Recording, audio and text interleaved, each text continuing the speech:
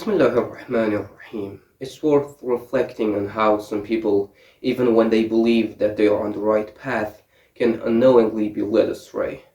History is full of examples of individuals who held onto their misguided beliefs until the end, facing their Lord without faith in their heart. May Allah protect us from such a fate.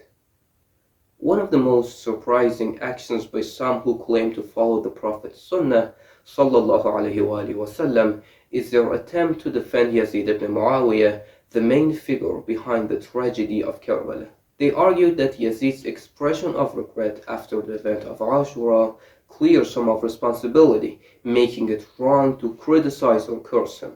And yes, while Yazid did express regret and blamed others, a simple apology is not enough to erase the wrongs committed.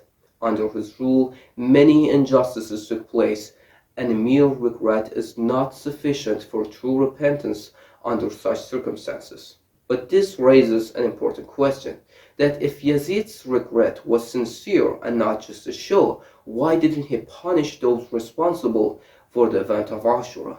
Why did he allow Ubaydullah ibn Ziyad, whom he supposedly blamed, to stay in power? I mean, how can we overlook this, especially now that we have the benefit of historical hindsight? Additionally, there are numerous sources confirming Yazid's guilt in this tragic event, and while the simple argument is enough to end this absurd claim, here are some references to these sources. Assalamu alaikum wa rahmatullahi wa barakatuh.